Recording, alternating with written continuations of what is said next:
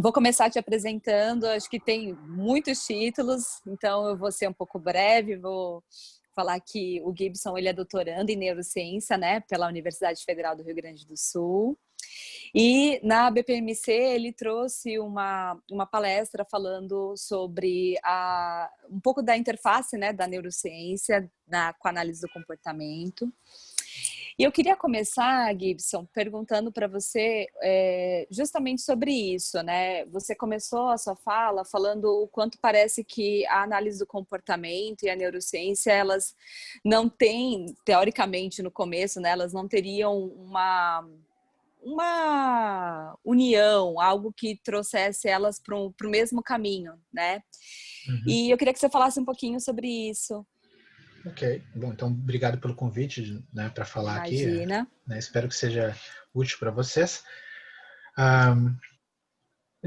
O que acontece dentro da análise do comportamento, assim, né, pelo que eu tenho lido, é um certo receio com relação às neurociências por N razões. A primeira delas tem a ver com causalidade, né?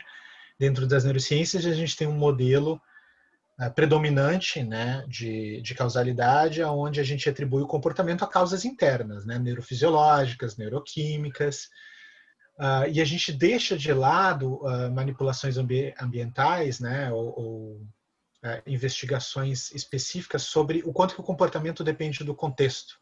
Uhum. Isso acontece dentro das neurociências devido a uma herança médica que há dentro das neurociências, né, inclusive a iniciativa mais atual que a gente tem dentro das neurociências para entender transtornos psiquiátricos, que é o RDoC, o Research Domain Criteria, a principal conceitualização que eles têm lá é que é um grupo então de pesquisadores interessados em entender como que doenças do cérebro, né, produzem as psicopatologias, ou como que alterações cerebrais produzem as psicopatologias, né? Então, é sempre uma atribuição ao cérebro. E dentro da análise do comportamento isso não tem, né, não é prioridade, porque a gente está interessado no organismo que responde ao ambiente, né? E o sistema nervoso ele é parte do organismo, que continua ali respondendo em conjunto. Então, eu acho que há esse problema causal, assim, né? Isso que dificulta. Tem também uma outra coisa, que dentro da neurociência comportamental não se lê Skinner tanto. Né? Então, por exemplo, o que a gente encontra de referências dentro da neurociência comportamental, assim, relacionadas à literatura do Skinner? A gente encontra os esquemas de reforçamento, porque eles são muito úteis para a psicofarmacologia. A gente encontra o comportamento dos organismos, devido à contribuição fenomenológica do Skinner ali, né, na separação dos procedimentos respondentes e operantes. E o estudo do Estes e do Skinner, acho que de 1930, sobre supressão condicionada. Dificilmente tu encontra, coisa, né? Dificilmente tu encontra algum outro texto do Skinner e talvez algumas coisas do Herstein lá de comportamento de escolha, enfim, mas dificilmente alguma coisa além disso dentro da literatura das neurociências. Bom, também teve uma outra fala sua na palestra, né, que você falou justamente do quanto as reações dopaminérgicas, né, elas são importantes no esquema de reforçamento, né, que elas começam, talvez antes só apresentadas, elas começam a acontecer só no momento do reforço, né? E que depois de um tempo elas começam a aparecer mesmo antes, né? Só com o estímulo discriminativo sendo apresentado. E isso é muito importante para a gente pensar também na prática clínica, né? Porque se a gente pensar talvez um pouco no quanto é importante entender isso para as patologias, e aí eu já vou fazer também um link com o que você pontuou mais no final, né, de entender também como que essas relações acontecem, né, os esquemas de reforçamento acontecem principalmente na primeira infância, para a gente prever lá na frente riscos de psicopatologias e tudo mais. Então, eu vejo o quanto isso é importante, né? E queria que você falasse um pouquinho mais sobre isso. Tá bem. Bom, são dois tópicos, acho que eu consigo separar assim, a tua pergunta em duas partes, né? Uma coisa é entender a utilidade das ações dopaminérgicas no cérebro quando a gente está falando daqueles comportamentos, por exemplo, que a gente vai enxergar dentro da clínica, né? Uhum. O que acontece com a dopamina durante os procedimentos operantes. Ali eu destaquei os operantes, mas tem uma outra literatura um pouco até diferente sobre o pavloviano, o Legal. condicionamento clássico, né? O que acontece é que, de início, a pessoa ela vai estar tendo ativação dopaminérgica pela consequência, pelo reforçador que está Uhum. aparecendo ali, né? É como se a ativação dopaminérgica dissesse, olha, aqui tem uma coisa interessante. Depois que a pessoa ela aprendeu, ela vai começar a ter a reação dopaminérgica diante do estímulo discriminativo, né? Ou seja, diante Uhum. daquele contexto que possibilita o reforço, né? Isso é importante porque quando a gente está trabalhando na clínica, por exemplo, com dependência química, né? Ou com qualquer outro comportamento governado com reforço positivo, a gente ouve lá da motivação, né, da pessoa. A pessoa ela vai falar em termos de motivação, ela tem vontade de fazer tal coisa, não sei o quê. Isso, traduzindo ali para o que eu tentei falar na palestra, eu passei por um histórico de reforçamento, né, e esse histórico de reforçamento me sinalizou que em um determinado contexto há chances de reforço. Então, eu tenho Uhum. vontade, né, se a gente fizesse uma tradução bem, né, bem abrupta, seria eu tenho uma ativação dopaminérgica nesse contexto, pois tem uma história de reforçamento aqui. Seria uma coisa mais ou menos Uhum. nesse sentido. Sim, sim. O que eu quis destacar ali com essa ação dopaminérgica, e foquei também na aprendizagem operante, é porque se tem a ver, então, com a ação dopaminérgica no cérebro, qualquer alteração que eu tenha nessa minha atividade dopaminérgica, por fatores genéticos, ou até epigenéticos, pelo uso de medicações, pode alterar, então, a minha aprendizagem operante. Sim. E dentro da literatura das neurociências tem um grande grupo de pesquisadores que trabalha com os modelos de reforçamento, né, reinforcement models de transtornos psiquiátricos. O Maia e o Frank, que eu citei ali, são um exemplo. E eles fazem um estudo diferente dos estudos tradicionais da análise do comportamento, né, em que eles comparam grupos, e eles encontram Uhum. diferenças entre grupos na aprendizagem por reforçamento, na aprendizagem operante ou pavloviana, tanto faz. Por que essas diferenças entre grupos são importantes? Porque elas estão sinalizando que as pessoas, elas aprendem, sim, por reforço positivo ou negativo, mas algumas aprendem com mais facilidade por Do que reforço positivo outros. do que outras. Só que esse dado ele só pode ser observado em análises homotéticas, quando a gente analisa Uhum. grupos distintos, que é algo que, né, pela minha leitura de análise do comportamento, não é algo priorizado dentro da análise do comportamento, né? Sim. Análise mais Sim. homotética de grupos, assim. Sim, sim. E, bom, é algo que continua sendo feito enquanto a gente fala aqui, né? Tem uma série de pesquisadores interessados em fazer essas comparações. Já há alguns estudos investigando alterações na aprendizagem operante de crianças, né? Daí pegando crianças com traços de impulsividade, crianças sem traços de impulsividade, e comparando elas na aprendizagem. Sim. E isso poderia ser uma visão desenvolvimentista, né? Uma perspectiva de desenvolvimento da análise do comportamento que não está, pelo que eu vejo, não está sendo olhada. É algo que tentei, né, chamar a atenção de alguma maneira ali para E que é saber se... muito importante, né? Eu acho muito importante.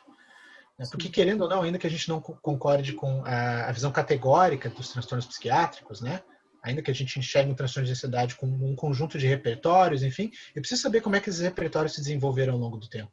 E se há uma Uhum. vulnerabilidade para desenvolver repertórios de esquiva, né? Por que eu não posso enxergar isso no início e já começar a Uhum. trabalhar na primeira infância, na adolescência, para desenvolver repertórios, né, alternativos, incompatíveis daqui a pouco, que podem ajudar a criança? Mas Sim. essa Legal. Eu fiquei muito interessada. maravilha.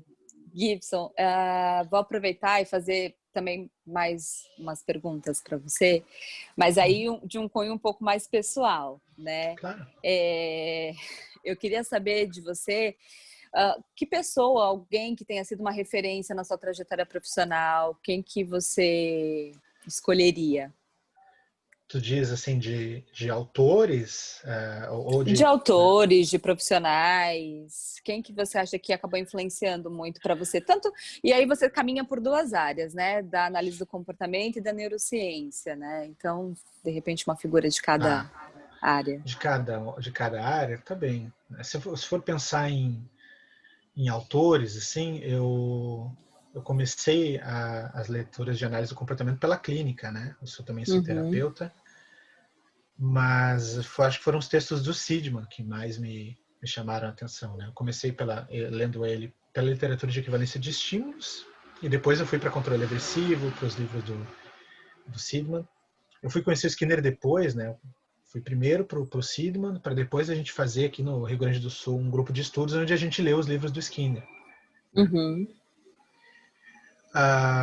Dentro das neurociências, tem um cara chamado George Koob, que estuda condicionamento aversivo, né, e a influência que isso tem nas adições. A literatura dele também foi bastante importante para mim. E o Jeffrey Gray. O Jeffrey Gray, ele é o criador da teoria de sensibilidade ao reforçamento, que é uma teoria de personalidade que une, né, personalidade e condicionamento. Ele foi orientador da minha orientadora de doutorado, e eu descobri isso depois, quando eu já estava fazendo doutorado com ela ali. Então, acho que é o Seidman e o Jeffrey Gray nas neurociências. E se for falar em termos pessoais, assim, né, mas ainda tem a ver com muito aprendizado, mas nem tanto com leituras, tem a minha orientadora, que ela entende muito de neurociências, de análise do comportamento, que é a professora Elisiane Bizarro. A clínica e análise do comportamento eu aprendi muito com a professora Janaína Pacheco, aqui no Rio Grande do Sul, né? Ela é um fenômeno, é muito boa. Então, eu acho que dá para representar bem, porque eu trabalho com as duas ainda, né? Então, assim, na parte mais acadêmica é o Seidman e o Jeffrey Gray, e na parte mais aí, né, de aprendizados, assim, no dia a dia, prático, é a Janaína Pacheco e Elisiane Bizarro. Legal. E, bom, para finalizar, né, para a gente não se estender muito, eu queria perguntar para você um evento que tenha marcado a sua trajetória profissional, assim, que você lembre. Isso é fácil. O primeiro evento de análise do comportamento aqui do Rio Grande do Sul, pelo menos o primeiro evento que a gente ouviu falar, eu participei da organização, junto com a professora Janaína Pacheco, com o Jonatas Passos, enfim, com o Giovanni Gatto, com a Giovanna Calduro, enfim, com N outras pessoas, que foi o Encontro de Estudantes Brasileiros de Análise do Comportamento. Legal. O César, a Tácita, o Diego Mansano, né, que são análise do comportamento aí de São Paulo, ajudaram muito. Depois teve a Primeira Jaque do Rio Grande do Sul, também estava na organização, a gente também ajudou. Esses dois eventos eles marcaram muito, assim, porque aqui no Rio Grande do Sul a gente tem apenas, acho que 3 universidades que têm disciplinas de análise do comportamento. A maioria delas não tem nada. Tem psicologia experimental, dentro de psicologia experimental o Skinner e os experimentos de condicionamento são mencionados, e depois se fala de método experimental. Então foi um baita de um evento para mim, assim, os dois. Imagino que sim, né? E vi um bom resultado, né? Influenciou bastante então na sua carreira. Sim. O Todorov veio no primeiro encontro que a gente fez, assim, nossa, foi um sonho. A gente lia os textos dele e ele veio para prestigiar o nosso evento, assim, foi maravilhoso. É aquela coisa, você olha para a pessoa e fala, você é real, né? Nossa, ele veio no aeroporto, a gente carregou ele, ajudou ele no transporte até o lugar, a gente veio conversando, ele trouxe uma cópia do livro de Ciências Contextuais, do Reis, pra gente. Dá uma lida, não sei, acho que isso aí é bom. Maravilhoso. Uau, excelente. Não, excelente. Não dá para esquecer disso. Imagino que sim. Bom, Gibson, eu queria agradecer mais uma vez a sua disponibilidade em conversar com a gente, né, aqui com o pessoal da Dialab. E parabenizar pela sua fala na BPMC, foi excelente, gostei bastante, vou me aprofundar mais, né? Ainda tenho um longo caminho pela frente, e sei que vai influenciar muitas pessoas positivas, assim como, né, por exemplo, Todorov influenciou você, enfim. Então, acredito que vai ser muito positivo. Agradeço, e essa é mais uma da Dialab, plataforma feita por analistas do comportamento para analistas do comportamento.